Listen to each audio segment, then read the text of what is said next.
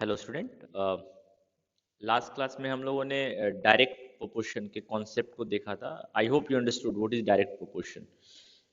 ठीक है। मैं एक बार फिर से जस्ट रिमाइंड कर दे रहा हूँ कि दो क्वांटिटी जो है, एक क्वांटिटी डायरेक्ट प्रोपोर्शन में नहीं हो सकती। जब भी होगी दो क्वांटिटी या तीन क्वांटिटी, सो दो क्वांटिटी डायरेक्ट प्रोपोर्शन में है कब? जब एक बढ़ रहा है तो दूसरा भी बढ़ेगा, और एक घट रहा है तो दूसरा भी घट रहा है, यानी कि दोनों में सेम रिलेशन होना चाहिए। या तो बोथ विल इंक्रीज साइमल्टेनियसली और both will decrease simultaneously. Okay. And next क्या है कि जो भी इंक्रीमेंट हो रहा है ना, तो वो उसका जो रेशियो है ना वो सेम होना चाहिए। ये भी हम लोगों ने देखा था। ठीक है। तो अब उसी कॉन्सेप्ट के बेसिस पे हम लोगों ने जो है, लास्ट क्लास में मैंने आपको ट्राइजिस दिया था। I hope you have completed all those ट्राइजिस। ओके। ये ट्राइजिस मैंने आपको दिया था। I hope you have completed this one and this do this also I have given you. Okay. Now next जो है, हम लोग एक्सरसाइज पे आएंगे। हम लोग आज जो है डायरेक्ट प्रोपोर्शन का एक्सरसाइज स्टार्ट करेंगे। सो डायरेक्ट प्रोपोर्शन का first exercise 13.1। So first question मेरे ख्याल से आप कंप्लीट कर सकते हैं। Following are the car parking charges near a railway station up to 4 hour, 8 hour, 12 hour, 24 hour. Okay.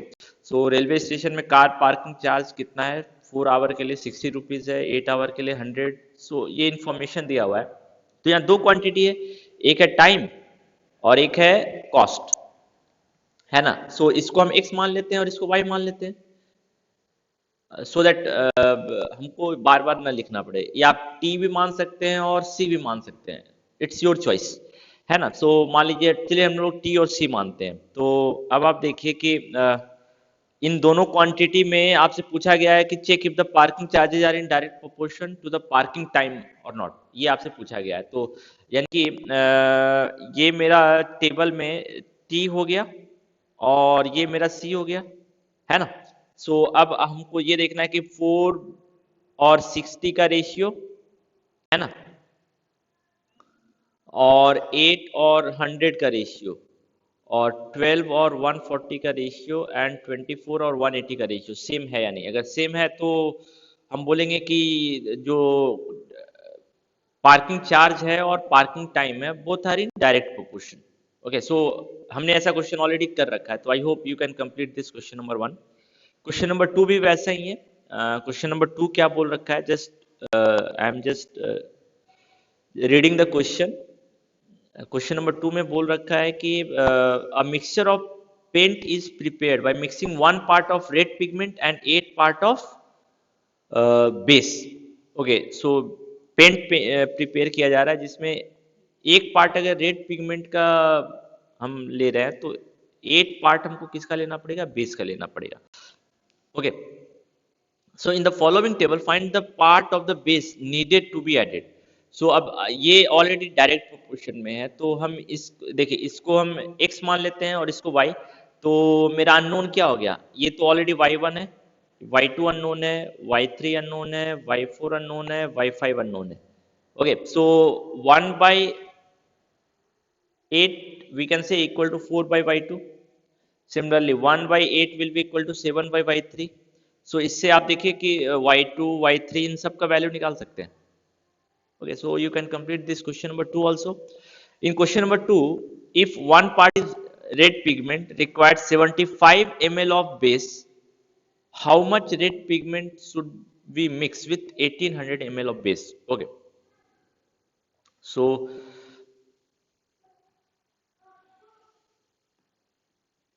ये क्वेश्चन नंबर जो 3 है वो 2 से ही रिलेटेड है। सो क्वेश्चन नंबर 3 क्या बोल रखा है? क्वेश्चन नंबर 3 बोल रहा है कि in question number 2, if one part of red pigment require 75 ml of base. Okay. यानी कि 8 पार्ट की जगह पे अब हमको जो है ना, इसका वॉल्यूम दे रखा है। 8 पार्ट नहीं देकर हमको इसको क्या दे रखा है? 75 ml दे रखा है। यानी कि अगर हम एक पार्ट ले रहे हैं रेड पिगमेंट का, तो 75 ml जो होगा वो हमको बेस का लेना पड़ेगा। अब पार्ट के जगह पे हमको यहाँ पे दे दिया वॉल्यूम, वॉल्यूम ऑफ बेस हम बोल सकते हैं, वॉल्यूम ऑफ बेस। अब आपसे बोल रहा है कि how much red pigment should we mix. अब मैं एक इसी कॉलम में अगर एक्सटेंड कर दूं, और यहाँ पे अब बोल रहा है कि अगर हम लोगों ने 800 ml जो है वो बेस का लिया, तो कितना पार्ट हमको रेड पिगमेंट का लेना पड़ेगा, यही हमको पता करना है। तो ऑलरेडी ये डायरेक्ट प्रोपोर्शन में है, तो ये मेरा x था और ये मेरा y था, तो यहाँ पे हम बोल सकते हैं कि हमको x अननोन है, so call it as x1। So 1/75 is equal to x1/180। अब आपको पता है ना कि हम ये क्यों यूज कर रहे हैं, कल हमने ऑलरेडी देखा था कि अगर दो क्वांटिटी डायरेक्ट प्रोपोर्शन में है तो x1/y1 is equal to x2/y2, ये हमने ऑलरेडी रिलेशन देखा था, इसलिए हम लोग डायरेक्ट प्रोपोर्शन में इस रिलेशन का यूज कर रहे हैं यहाँ पे, है ना। इसमें आप कंफ्यूज नहीं होइए कि मैंने ऐसा क्यों किया, ये ऑलरेडी हमने कल लास्ट वीडियो में पढ़ रखा था। तो ये मेरा x1 हो गया, ये मेरा y1 हो गया, ये मेरा x2 हो गया, ये मेरा y2 हो गया। सो 1/75 इज इक्वल टू x1/180, तो इससे आपको x1 का वैल्यू निकल जाएगा। तो x1 बताएगा कि रेड पिगमेंट का हमको कितना पार्ट लेना है। अब एक चीज मैं आपको और कोरिलेट कर दे रहा हूँ, आप देखिए ये जो डायरेक्ट प्रोपोर्शन पढ़ रहे हैं, this is nothing new to you, आपने ऑलरेडी इसको सॉल्व करना पड़ा है यूनिटरी मेथड में। यूनिटरी मेथड जो हमने अभी तक पढ़ा है ना, वो डायरेक्ट प्रोपोर्शन ही है। अब आप देखिए यूनिटरी मेथड में क्या होता है, इसी क्वेश्चन को हम देखिए यूनिटरी मेथड से भी सॉल्व कर सकते हैं, जो हमने क्वेश्चन नंबर 3 जो है सॉल्व किया डायरेक्ट प्रोपोर्शन के फॉर्मूले से, हम इसको यूनिटरी मेथड से भी सॉल्व कर सकते हैं। ओके, तो इसको सॉल्व करते हैं यूनिटरी मेथड के प्रॉब्लम से भी। सो यूनिटरी मेथड के प्रॉब्लम के हिसाब से क्या क्या गिवन है, वन पार्ट अगर हम रेड पिगमेंट का ले रहे हैं तो 75 ml हमको बेस का लेना पड़ेगा, और तो आपसे पूछ रहा है कि 1800 ml अगर बेस का ले रहे हो तो कितना पार्ट हमको रेड पिगमेंट का लेना पड़ेगा, यही पूछा गया। तो हम लोग यूनिटरी मेथड में क्या करते हैं, जो चीज हमको अननोन होती है उसको हम कहाँ रखते हैं, लास्ट में। तो पार्ट यानी कि हमारा स्टेटमेंट कहाँ से स्टार्ट होगा, बेस से होगा। 75 ml base require one part of red pigment, one part of red pigment, then 1 ml of base require, यही हम कहते हैं यूनिटरी मेथड में ना, 1 ml of base require how many part of red pigment, अधिक होगा या कम होगा, 75 ml में एक पार्ट यूज होता है, तो 1 ml में कम यूज होगा, तो कम के लिए हम क्या करते हैं, डिवाइड। सो 1/75 पार्ट जो होगा वो रेड पिगमेंट का हम यूज करेंगे, है ना, यूनिटरी मेथड से। तो मैं जो आपने अभी तक यूनिटरी मेथड पढ़ा था ना, वो एक तरह से डायरेक्ट प्रोपोर्शन था, यानी कि जितने भी आप डायरेक्ट प्रोपोर्शन के प्रॉब्लम है उसको आप यूनिटरी मेथड से भी सॉल्व कर सकते हैं। ओके, तो अब हमको क्या चाहिए, 800 ml अगर हम बेस का यूज कर रहे हैं, 800 ml अगर हम बेस का यूज कर रहे हैं तो हम कितना पार्ट रेड पिगमेंट का यूज करेंगे, अधिक यूज करेंगे, तो अधिक के लिए क्या करते हैं, multiply. So 1/75 into 1800 part of red pigment. अब आप देखिए कि ये जो सॉल्यूशन हमने किया ना, और हमने ऊपर जो सॉल्यूशन किया सेम है, ये एक्स का वैल्यू दे रहा है ना। अब आप ऊपर के सॉल्यूशन पे आइए, डायरेक्ट प्रोपोर्शन से अगर इसको सॉल्व करेंगे तो डायरेक्ट प्रोपोर्शन से हम इसको कैसे सॉल्व करेंगे, देखिए ये मेरा रेड पिगमेंट हो गया का पार्ट हो गया, और ये मेरा बेस का वॉल्यूम हो गया, ये x हो गया, ये y हो गया। So one part red pigment का तो 75 ml बेस का, तो हमसे पूछ रहा है कि ये x1 है, x1 पार्ट अगर कितना पार्ट हम यूज करेंगे, अगर 1800 ml हम बेस यूज कर रहे हैं तो ये डायरेक्ट प्रोपोर्शन में है, तो ये x2 मान लीजिए, तो ये x1, ये y1, ये x2, ये y2। So when x and y are in direct proportion we can say ना x1/y1 is equal to x2/y2। अब इसके हिसाब से अब आप देखिए कि ये आप सॉल्व करेंगे तो x1 हो गया 1, y1 हो गया 75 इज इक्वल टू x2 तो अननोन है, आपको यही पता करना है 1800। So x2 is equal to how much, 100 multi 1800 into 1/75। अब आप देखिए ये सेम सॉल्यूशन आपने यहाँ भी किया था, देखिए 1/75 into 1800। So now I think you got the relation between direct proportion and the method of unitary which we have already studied in our junior classes, both are same। So unitary method का concept जो अभी तक हम use कर रहे थे उसको हम डायरेक्ट प्रोपोर्शन के प्रॉब्लम में यूज कर सकते हैं, इस चीज को आप ध्यान रखिए। तो ये टेबल, ये जो मेथड है ना, ये हम लोग जो वर्ड सेंटेंस फॉर्म में लिख रहे हैं, this is more general method. इस वाले में ना कई प्रॉब्लम भी हो सकती है ना, तो इसको आप थोड़ा सा ध्यान रखिएगा। ओके, नेक्स्ट क्वेश्चन हम लोग क्वेश्चन नंबर 4। क्वेश्चन नंबर 4 क्या बोल रहा है? क्वेश्चन नंबर 4 बोल रहा है, अब मेरे ख्याल से ये सारे क्वेश्चंस आप सॉल्व कर सकते हैं। A machine is in a soft drink factory fill 840 bottles in 6 hour. Okay, so यहाँ दो क्वांटिटी है, एक नंबर ऑफ बॉटल्स, दूसरा है time. How many bottles will it fill in 5 hour? So दो टेबल आप बना सकते हैं, टेबल आप बनाइए। Just a minute, now just form the table. So table अगर हम बनाएंगे तो टेबल में दो क्वांटिटी आपको आइडेंटिफाई करना होगा अपने क्वेश्चन से, है ना? इस चीज़ का आप ध्यान रखिएगा, आपको अपने टेबल में दो क्वांटिटी आइडेंटिफाई करना होगा। सो यहाँ पे हमारा दो क्वांटिटी क्या क्या आएगा? एक आएगा नंबर ऑफ बॉटल्स, बॉटल, और दूसरा आएगा टाइम। ये मेरा x हो गया और ये मेरा y। So number of bottles 840 bottles in 6 hour. So 5 hour में कितना बॉटल्स भरेगा, यही तो ये मेरा x1 हो गया, ये मेरा y1 हो गया, ये x2 अननोन है, y2 गिवन है। So x is directly proportional to y। क्यों? नंबर ऑफ बॉटल्स अगर बढ़ेगा तो टाइम भी अधिक लगेगा, है ना? So we can write this formula x1 by y1 is equal to x2 by y2।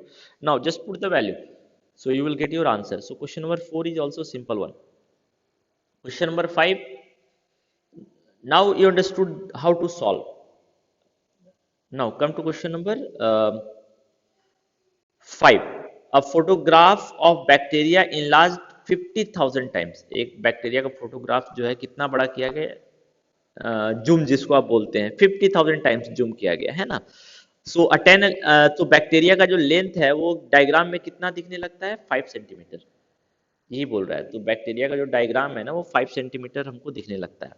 तो what is the actual length of the bacteria if the photograph is enlarge 20,000 times? तो इसमें दो क्वांटिटी है ना, एक इनलार्ज कितना है वो how many times, and length क्या है बैक्टीरिया का।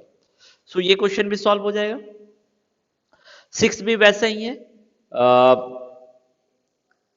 In a model of ship the mast is 9 centimeter high। so एक क्वांटिटी मास्ट का हाइट हो गया, and the mast of model ship में, है ना, मास्ट का हाइट 9 सेंटीमीटर है और एक्चुअल शिप में 12 मीटर है। So if the length of the ship is 28 meter, how long the model ship? तो यहाँ दो क्वांटिटी हो गया, एक length of ship, length of model ship और लेंथ ऑफ एक्चुअल शिप, और दूसरा हो गया length of mast in model ship and length of mast in actual ship. और ये दोनों डायरेक्टली प्रोपोर्शनल, आप मॉडल बनाएंगे तो उसका जो मास्ट है वो छोटा होगा, ये मास्ट है ना, और अगर आप एक्चुअल लेंथ जो होगा मास्ट का वो एक्चुअल शिप में अधिक होगा, तो ये डायरेक्टली प्रोपोर्शनल है। तो ये क्वेश्चन भी सॉल्व हो जाएगा। 7 भी इजी है। 2 kg sugar contain 9 into 10,000 10 raised to the power 6 crystal। so how many sugar crystals are there in 5 kg sugar? ये सॉल्व हो जाएगा, ये भी बहुत टफ क्वेश्चन नहीं है, ठीक है। और फिर 1.2 kg शुगर होगा तो कितना होगा? So now you can see question number 8, 9, 10 all are same। you have to identify in direct proportion। what you have to do, first you have to identify the two quantity, then you have to see, क्योंकि ये तो हमने already पता है कि ये direct proportion का chapter है, तो इसलिए हमको बहुत अधिक नहीं, लेकिन एग्जाम में अगर आ रहा है ना तो आप क्या कीजिएगा, पहले तो आप दो क्वांटिटी पता कीजिए, उसके बाद आप ये देखिए कि दोनों क्वांटिटी अगर एक बढ़ रहा है तो दूसरा बढ़ेगा या नहीं बढ़ेगा। अगर एक बढ़ रहा है तो दूसरा ही बढ़ेगा, और एक अगर घटेगा तो दूसरा भी घटेगा। तो बोले कि ये क्वेश्चन डायरेक्ट प्रोपोर्शन का है, तो उस केस में हम कौन सा फॉर्मूला यूज करेंगे? x1 by y1 is equal to x2 by y2 is equal to x3 by y3 is equal to x4 by 5 so on, है ना। लेकिन अगर वो डायरेक्ट प्रोपोर्शन, अगर एक घट रहा है दूसरा बढ़ रहा है, तो वो तब हम ऐसा क्वेश्चन पढ़ेंगे। अभी हम लोगों ने ऐसे क्वेश्चन को सॉल्व नहीं किया है, ठीक है। तो पहले तो आपको ये आइडेंटिफाई करना पड़ेगा कि आपका जो क्वेश्चन है वो डायरेक्ट प्रोपोर्शन का है या नहीं। तो अब मेरे ख्याल से ये आप जो क्वेश्चन, ये एक्सरसाइज है ना 13.1, ये कंप्लीट हो जाएगा आपका, ठीक है। और इसके बेसिस पे ना देखिए ये कुछ डू और डू दिस आपको दिया हुआ है, सो ये डू दिस भी आप खुद से ट्राई कीजिएगा, ठीक है। ये प्रैक्टिकल, ये डू दिस ना बहुत इंपॉर्टेंट है, इससे आपको इसका एप्लीकेशन पता चलता है, ठीक है। सो ये डू दिस आप ट्राई कीजिएगा, ठीक है। आपसे पता करने बोला है कि find weather length of the side is in direct proportion और नॉट। लेंथ और एरिया डायरेक्ट प्रोपोर्शन में है या नहीं, length of perimeter direct proportion में है या नहीं। ये आपका प्रैक्टिकल क्वेश्चन है, तो ये आप खुद से ट्राई कीजिएगा, ठीक है। सो ऐसे और भी 2-3 क्वेश्चन है, तो ये सारे क्वेश्चंस आप कीजिएगा। ओके, सो हमारा 13 पॉइंट कंप्लीट हो गया। नेक्स्ट क्लास में हम लोग इनवर्स प्रोपोर्शन पढ़ेंगे। ओके।